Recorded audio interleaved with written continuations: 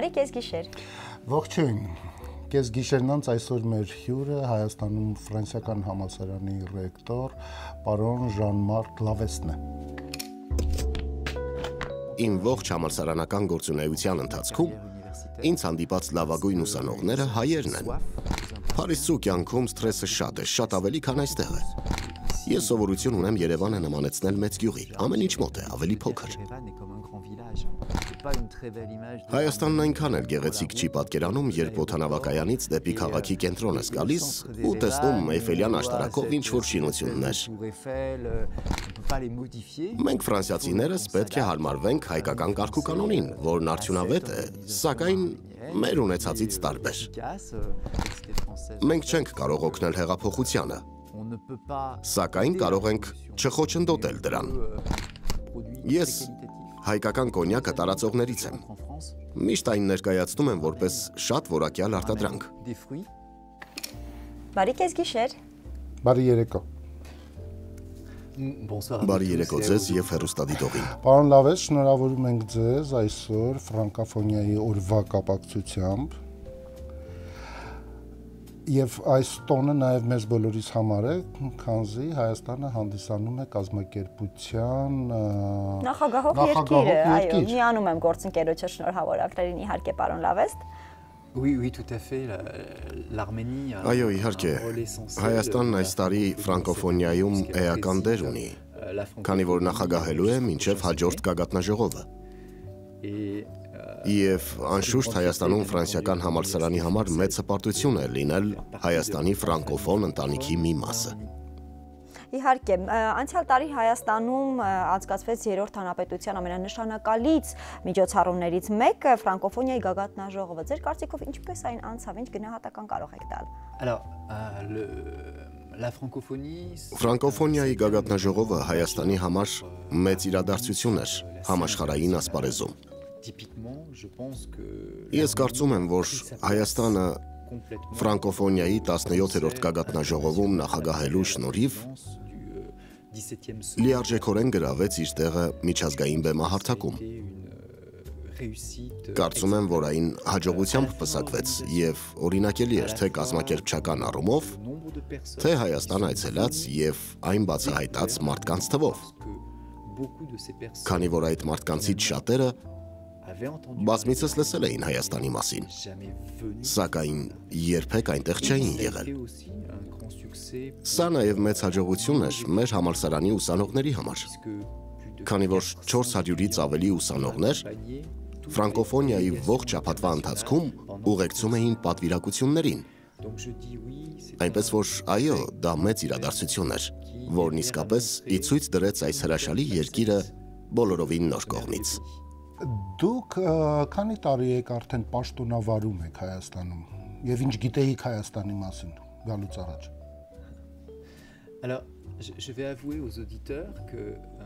Ես պիտի խոստովանեմ, որ ամեն ինչ տեղում բացահայտեցի։ Երկիրը, մշակույթը, բացահայտեցի մարդկանց, ովքեր ապրում են այս երկրում, եւ հատկապես ուսանողներին։ Ես իսկապես կարծում եմ, որ իմ ողջ համալսարանական գործունեության ընթացքում ինձ հանդիպած լավագույն ուսանողները հայերն են, քանի որ նրանք ծարավ ու ձգտում ունեն յուրացնել ֆրանսիական մշակույթն ու սովորել լեզուն, որին տիրապետելը դյուրին չէ, սա բարդ լեզու է։ Կնոջս եւ կրտսեր զավակիս հետ մենք Հայաստանում ենք արդեն 3 տարուց ավելի։ Եվ իմ կարծիքով Հայաստանը շատ գրավիչ երկիր է, չափազանց գրավիչ եւ շատ հանգիստ երկիր, որտեղ զգալիորեն պակաս է սթրես զգում, քան աշխարհի ու Եվրոպայի մեծ մայրաքաղաքներում։ Ես ամեն կերպ քաջալերում եմ մարդկանց այցելել Հայաստան։ Ֆրանկոֆոնիայի գագաթնաժողովը կարևոր մի շրջան էր հենց այդ առումով, քանի որ հազարավոր մարդիկ եկան եւ Հայաստանում կյանքի որակին ծանոթանալու առիթ ունեցան։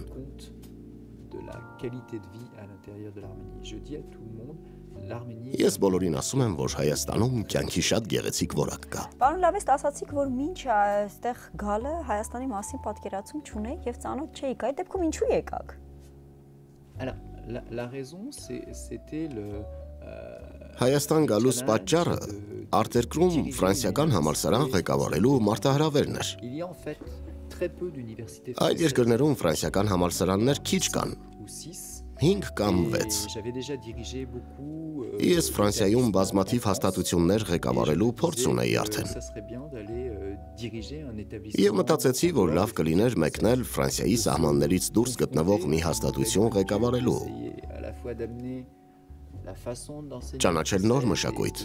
բերել ֆրանսիական դասավանդման ձևն ու ներդնել այն մեկ այլ տեղում։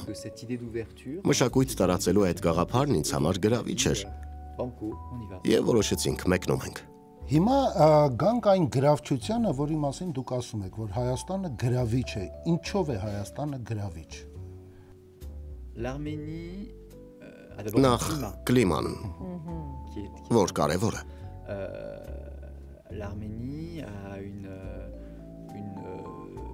Հայաստանն ունի մշակութային ավանդույթներ, ինչը ևս կարևոր է։ Շատ համերգներ, թատերական ներկայացումներ են լինում, նկարչություն, երաժշտություն։ Նաև Հայաստանում մարդիկ շատ ժամանակ են անցկացնում դրսում։ Երեկոյան զբոսնում են, ռեստորան գնում, իրար հետ սեղան նստում։ Միասին սեղան նստելու սովորույթը ևս կարևոր բան է։ Մարդիկ ուտում, խմում, զրուցում են, մտքեր փոխանակում, երգում, կատակում։ Եվ ստրեսը մեծ չէ Հայաստանում։ Երբ օրինակ Փարիզում եք ապրում, առօրյա կյանքը ճնշող է։ Բոլորն անընդհատ ինչ-որ տեղ են շտապում։ Մարդիկ ասես միշտ փշերի վրա լինեն։ Հայաստանում ոչ։ Դուք շատ բարձր որակներ ունեք։ Երեխաներին հատկացվող ուշադրությունն օրինակ։ Դա իսկապես շատ գրավիչ է, շատ հաճելի։ Իհարկե կան բաներ, որոնց հարմարվելն ինձ նման ֆրանսիացու համար մի քիչ բարդ է։ Ձեր աշխատավոճը նույնը չէ, ինչ մերը։ Սակայն համադրելով մեկը մյուսի հետ, կարծում եմ, որ շատ գեղեցիկ փոխզիջման ենք գալիս։ Բայց ձեր ասացին հակառակ Ֆրանսիայում բնակվող արվեստագետները, չգիտեմ, PR մասնագետները գուցե կարողանում են այնպես անել, որ ամբողջ աշխարհում տպավորություն է, որ Ֆրանսիայում Փարիզում այսպես անհոգ է, շամպայնը լցվում է, մարդիկ ուրախ են, երգում են շանսոն, ինչպես է կարողացել այդ տպավորությունը ստեղծել։ Որովհետև Փարիզը մի քաղաք է,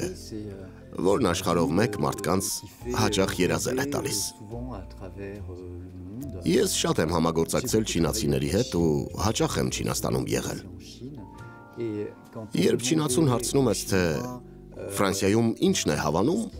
նա ասում է. ռոմանտիկ Փարիզը։ Այնպես որ կա ֆրանսիական ռոմանտիզմի այդ գաղափարը, հատկապես Փարիզում, որն իսկապես շատ գեղեցիկ քաղաք է։ Այնուամենայնիվ առօրյա կյանքը Փարիզում այնքան էլ դյուրին չէ։ Տրանսպորտի վրա է շատ ժամանակ ծախսվում։ Փարիզը նաև շատ թանկ քաղաք է, ինչպես բոլոր մեծ մայրաքաղաքները։ Եվ երբ մարդիկ կենտրոնում ապրելու միջոցներ չունեն, ստիպված տեղափոխվում են քաղաքից դուրս եւ շատ ժամանակ ծախսում տրանսպորտում։ Հեռվից դժվարանում է երեխաներին հետևելը։ Փարիզցու կյանքում սթրեսը շատ է, շատ ավելի, քան այստեղ է։ Ես սովորություն ունեմ Երևանը նմանեցնել մեծ գյուղի, ամեն ինչ մոտ է, ավելի փոքր։ Հայաստանի հանդեպ ձեր սերը իհարկե նկատելի եւ շատ հաճելի է մեզ հայերիս համար, բայց պարոն Լավեստ, հավանաբար այն օրը, երբ եկաք Հայաստան եւ առաջին этаպում, երբ սկսեցիք արդեն ինտեգրվել, ինչ որ բաներ կային, որ զայրացնում էին, գուցե զարմացնում կամ հիասթափեցնում էին։ Ես շատ եմ ճամփորդել մինչև այստեղ գալս։ Ու թեև Հայաստանը չեմ ճանաչել, սակայն շատ բան եմ տեսել։ Ասեմ, որ օդանավակայանից դեպի քաղաք ճանապարհն այնքան էլ գեղեցիկ չէ։ Հայաստանն այնքան էլ գեղեցիկ չի պատկերանում, երբ օդանավակայանից դեպի քաղաքի կենտրոն ես գալիս ու տեսնում Էյֆելյան աշտարակով ինչ-որ շինություններ։ Դա Հայաստանի լավագույն պատկերը չէ։ Բայց երբ անցնում ես կամուրջն ու քաղաք մտնում, սկսում ես մտածել. Սա պետք է որ հետաքրքիր վայր լինի։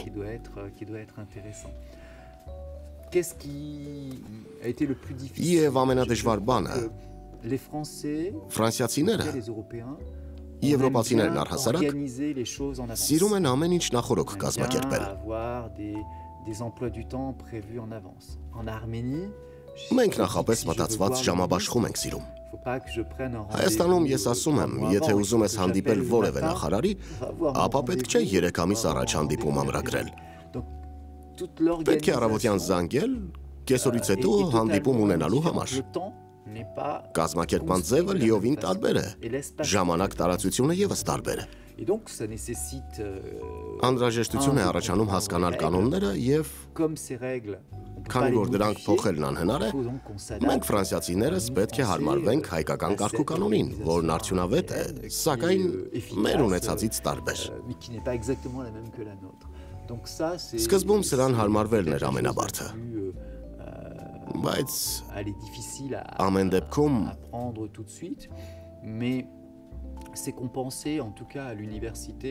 համալսարանում դա փոխհատուցվում է շատ բանով։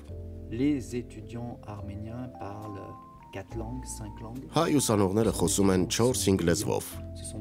կան փայլուն և սովորելու մեծ ձգտումով ուսանողներ, ովքեր բազում գաղափարներ ունեն և ուզում են զարգացնել իրենց երկիրը։ Եվ երբ դուք ռեկտոր եք մի համալսարանում, որն ունի նման որակի ուսանողներ, ամեն ինչ այնքան հեշտ է, երբ կա ձգտում ունեցող ուսանողություն, ռեկտորի դերը պարզապես նվագախմբի դիրիժորի պես էներգիան մեկ կամ մյուս կողմ ուղղորդելն է։ Համալսարանը շատ հետաքրքիր երկիր է։ Ես ողջունում եմ իմ բոլոր ուսանողներին, նրանց ավյունի, ձգտման, պատվախնդրության, ստեղծարարության համար։ Եվ անուղղակիորեն շնորհակալ եմ նաև հայ ժողովրդից, որն առաջընթացի ձգտումով այսպիսի ուսանողություն ունի։ Ես կարծում եմ, որ այն փուլում, որում հենց հիմա գտնվում է ձեր երկիրը, փոխակերպման ու զարգացման այս շրջանում,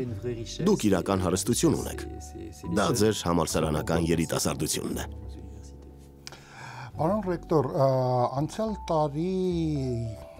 Հայաստանում տեղի ունեցող հեղափոխական իրադարձությունների կարևոր մասնակիցներից մեկը ուսանողներն էին։ Դուք ինչպես վերաբերվեցիք, երբ ձեր ուսանողները սկսեցին դասի չգալ։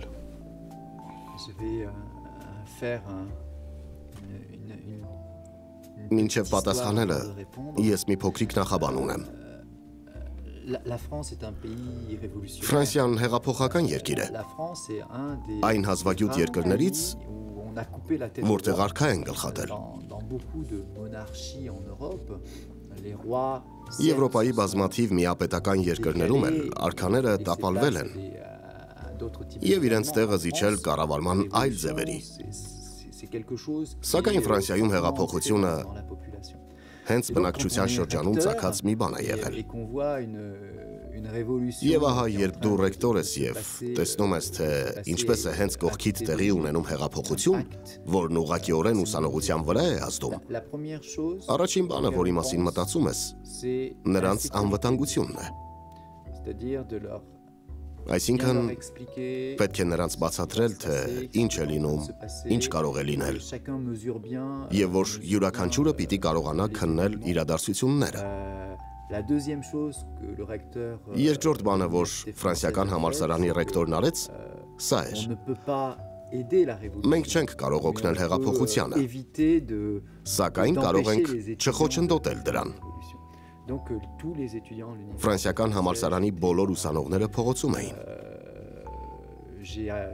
Ես մեծ ուշադրությամբ զրուցում էի նրանց հետ, փորձելով պատասխաններ տալ, երբ ինձ հարցեր էին ուղղում։ Աշխատում էի ծայրահեղ աչալրջությամբ հետևել իմ ուսանողությանը, ինչպես մեծ ընտանիքի հայրը կհետևեր իր երեխաներին, ովքեր բողոքի ցույցի են դուրս գալիս։ Սակայն դա հենց ուսանողների խորապես գիտակցված որոշումն էր։ Ես նույն զգացողությունն ունեի քառօրյա պատերազմի ժամանակ։ Երբ դեռ նոր էի եկել Հայաստան, 2016-ին տեղի ունեցավ Ադրբեջանի հետ քառօրյա այդ հակամարտությունը։ Այն ժամանակ եւս տեսա իմ ուսանողներին, ովքեր պատրաստ էին դուրս գալ ու պաշտպանել իրենց երկիրը։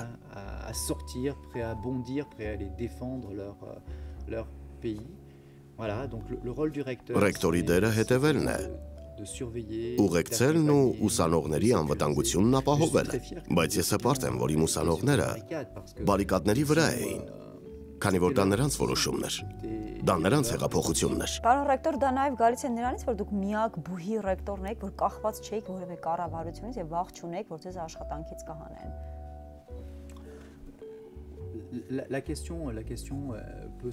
Հարցն իսկապես կարող է հենց այդ կերպ տրվել։ Կարծում եմ, որ ֆրանսիական համալսարանի ռեկտորը ձայնի այնպիսի ազատություն ունի, որ չունեն մյուս բուհերի ղեկավարները։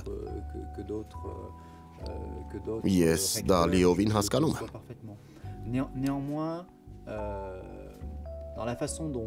Այդուամենայնիվ, ռեկտորի դերն իր ուսանողների հետ շփվելու ձևի մեջ է։ Նրանց տեղեկություն տալու եւ պահի կարեւորությունը նրանց գիտակցությանը հասցնելու մեջ։ Ես Ֆրանսիայում որպես ռեկտոր գործադուլ եմ տեսել ու ղեկավարել։ Դա հեղափոխության պահ չէր, սակայն ուսանողական հուշք ու ըմբոստություն էր։ Եվ ես գիտեմ, որ միշտ պետք է երկխոսության մեջ մտնել ուսանողների հետ այնպես, որ հնարավորինս ակտիվ կապ պահպանվի նրանց ու համալսարանի միջև։ Ֆրանսիան բոլոր տեսակի հեղափոխություններ տեսել է, սա գաղտնիք չի, այնուամենայնիվ մեր հեղափոխությունից ինչ որ բան հնարավոր է սովորել հաջորդ հեղափոխությունների համար գուցեև։ Առաջին բանը, որ Հայաստանի հեղափոխությունից ունենք սովորելու, այն է, որ մի կաթիլ արյուն չթափվեց։ Եվ այդ առումով սա իսկապես նշանակալի մի բան է։ Խորքում սա նաև նշանակում է, որ հայ ժողովուրդը միաժամանակ խորագույն հարգանք ունի իր երկրի հանդեպ, բայց նաև փոփոխություն անելու իրական ցանկություն։ Աշխարհի քանի երկրում կարելի է տեսնել նման կարևորության շարժում, առանց մի կաթիլ արյուն թափելու։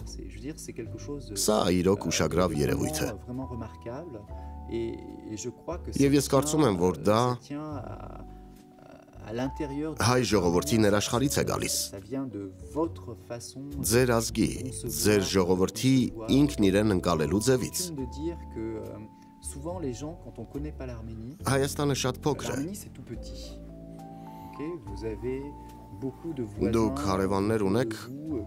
որոնց հետ հեշտ չէ։ Դուք կարող եք քարտեզից վերանալ բազմաթիվ պատճառներով, բայց դուք կաք։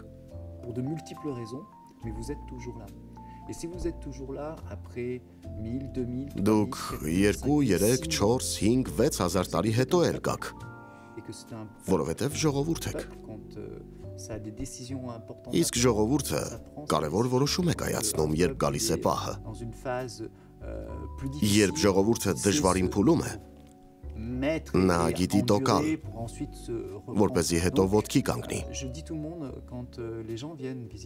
Միշտ Հայաստան եկողներին ասում եմ, ուշադրություն դարձրեք, սա ժողովուրդ է, ոչ թե պարզապես երկիր, եւ դա սովորեցի այստեղ ապրելով։ Հայաստանի վերջին տասնամյակների պատմությունը շարունակ կրթական բարեփոխումների պատմություն է։ Այնուամենայնիվ միշտ համարվում է, որ այդ կրթական բարեփոխումները իրենց արդյունքը չեն տալիս։ Ինչ պետք է անել։ Կարծում եմ, որ բարդ հարց է։ Ոչ միայն բարեփոխումներ անելու հարցն է, այլև բնակչության կողմից այդ ռեֆորմն ընդունելու հարցը։ Ֆրանսիայում մենք հենց հիմա այդ խնդիրն ունենք։ Գիտենք, որ անհրաժեշտ են բարեփոխումներ, եւ գիտենք, որ ամեն անգամ բարեփոխում անելիս բնակչությունը չի կամենում այն անմիջապես ընդունել։ Պետք է հաշվի առնել այս երևույթը։ Կրթությունը ենթադրում է պատվախնդրություն։ Ես կարծում եմ, որ հեռահար ծրագրեր են անհրաժեշտ։ Պետք է ունենալ այնպիսի նպատակակետ, որ բոլորը դրան հասնելու հետաքրքրություն ունենան։ Հայաստանն ինձ համար մի երկիր է, որը մեծապես պիտի հենվի սեփական ուսանողների մակարդակի ռեսուրսի վրա։ Այն իսկապես պիտի դառնա Կովկասում ուսումնառության համար գրավիչ մի վայր։ Եվ եթե մենք կարողանանք ունենալ կրթության բարձր որակ, կկարողանանք մեծ քանակով ուսանողների գրավել դեպի Հայաստան։ Անհրաժեշտ է առաջ մղել ահա այս տիպի ծրագրերը, որոշակիացնելով այս ուղղությունը։ Ֆրանսիական համալսարանը փոքր է,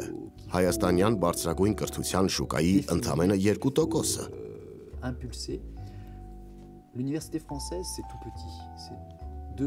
Սակայն ամեն օր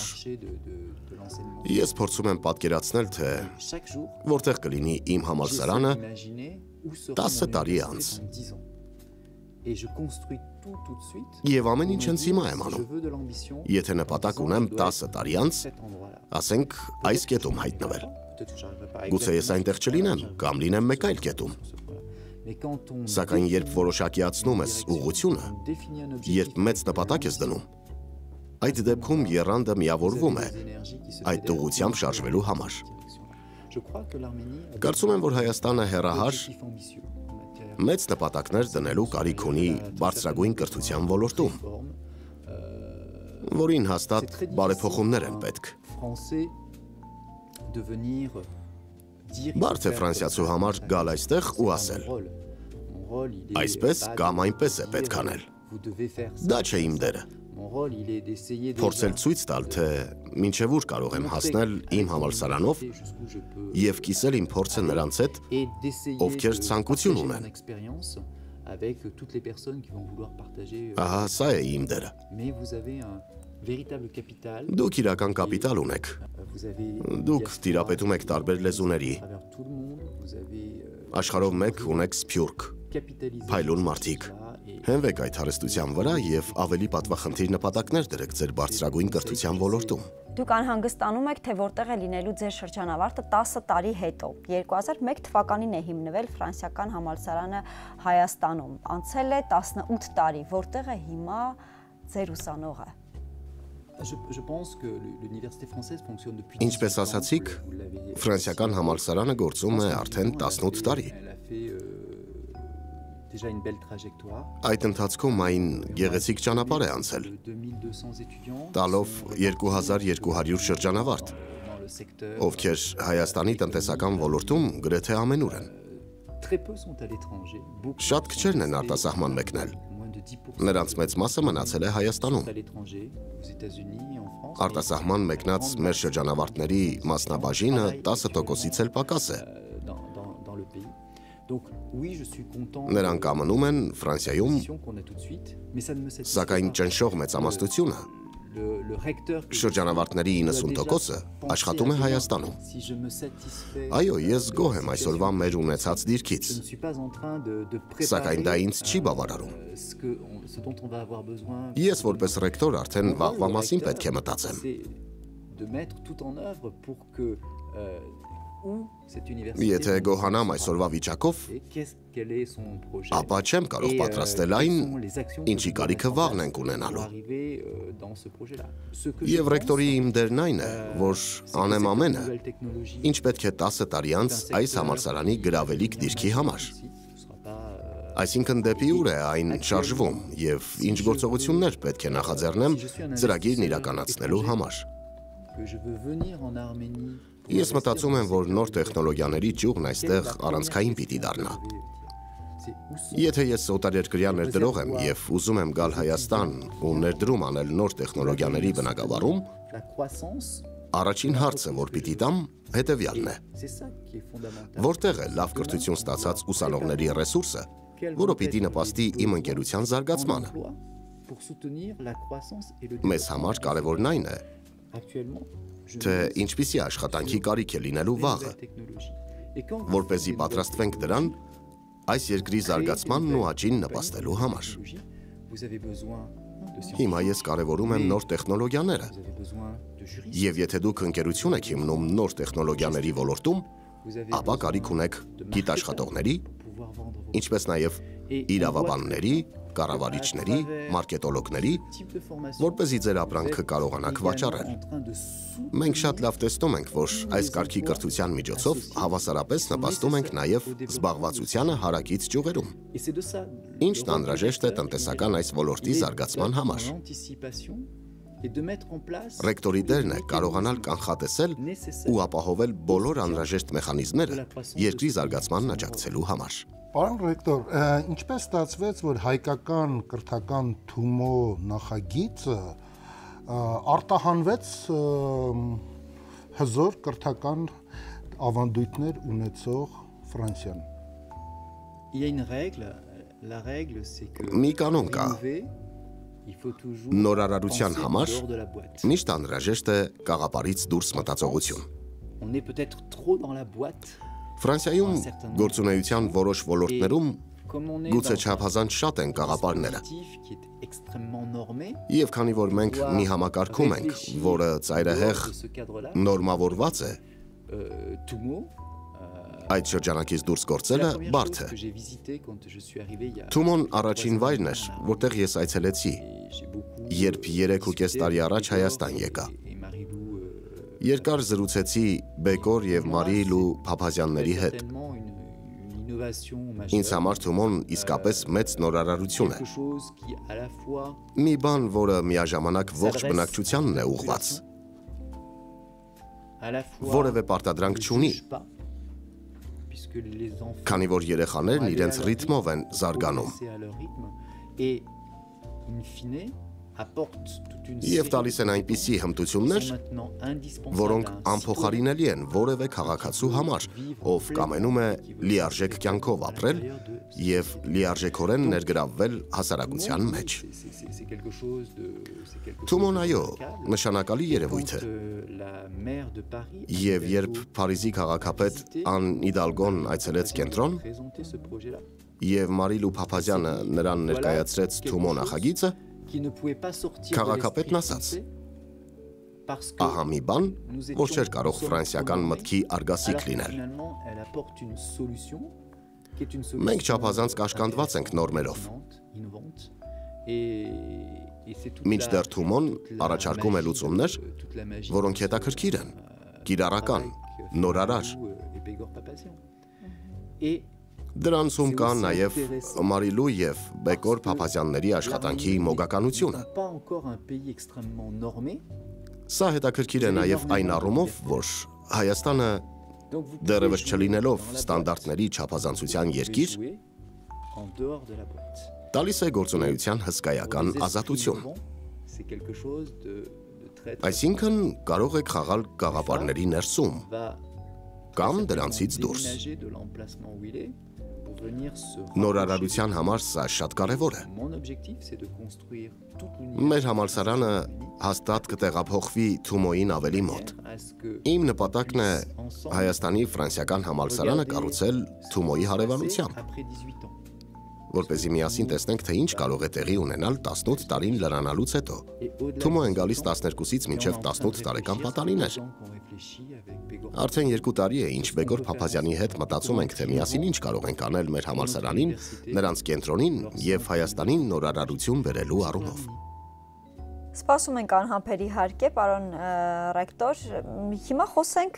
UFAR 20+ նախագծի մասին։ Ինչ նախագիծ է սա եւ ինչ նպատակ է հետապնդում։ Մենք ծրագիրն անվանում ենք UFAR 20+։ Սա մի նախագիծ է, որն արդեն իսկ հստակեցնելու է համալսարանի 20 տարին։ Քանի որ մի քանի տարուց UFAR-ն իր 20-ամյակն է նշելու։ Բայց սա նաև մի ծրագիր է, որը ջանալու է ուսումնառության նորարարական մեթոդ մշակել։ Եվ այդ նպատակով Թումոն եւ UFAR-ը որոշել են միավորել իրենց լավագույն հատվածները մեկ ընդհանուր նախագծում։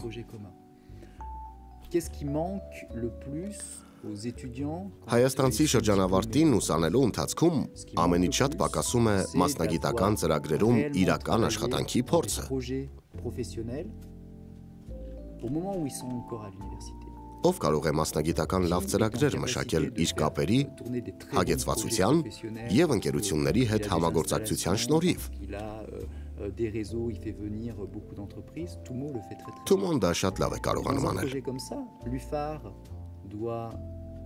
Նման մի նախագծի դեպքում ՅՈՒՖԱՐ-ը կապահովի ակադեմիական մակարդակը՝ լիցենզիա, մաստեր, դոկտոր, իսկ ուսանողները համալսարանական տարիների ընթացքում տասնյակ ու հարյուրավոր ժամեր կանցկացնեն Թումոյի հետ նախագծեր իրականացնելով։ Հետևաբար աշխատանքի շուկա մտնելով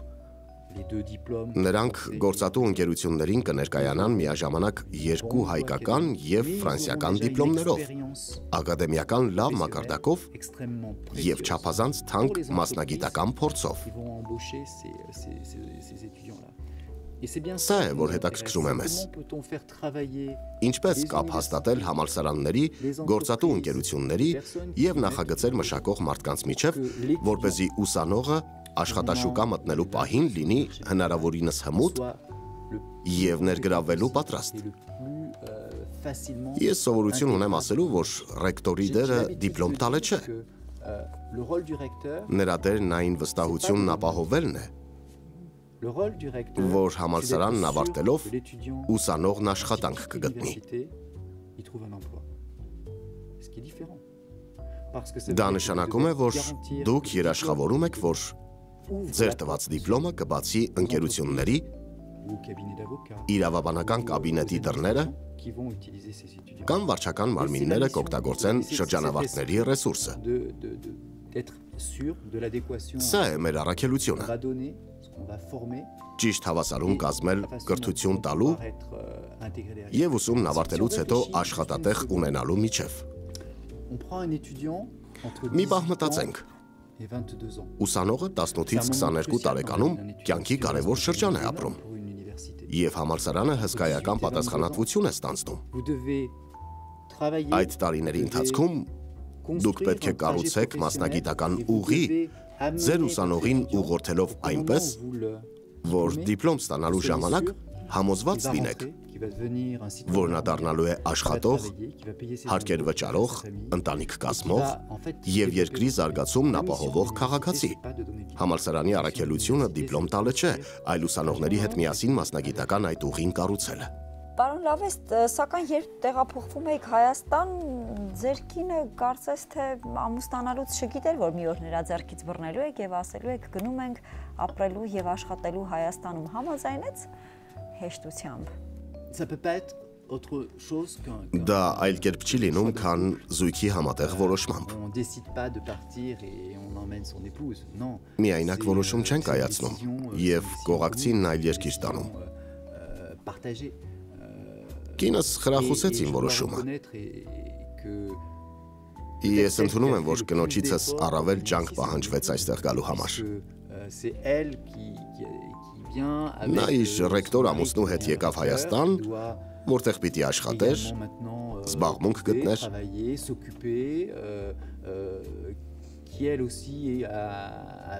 Նա էլ իր կյանքն ունի, իր կարողություններն ու դիպլոմը։ Այնպես որ սա ի սկզբանե համատեղ կայացրած որոշում էր։ Այլապես չէր ստացվի։ Հնարավոր չէ մեկնել արտասահման աշխատելու, եթե դա հասունացած որոշում չէ։ Ես նրան երախտապարտ եմ ինձ ուղեկցելու եւ ինձ հետ այստեղ գալու որոշում ընդունելու համար։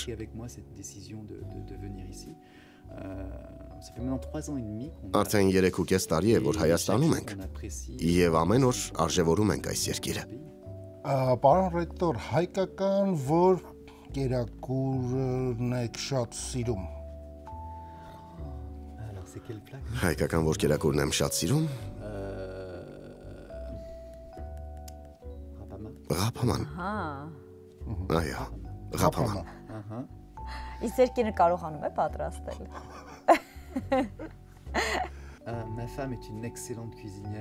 Կինս գերազանց խոհարարուհի է։ Կարծում եմ, որ կկարողանա։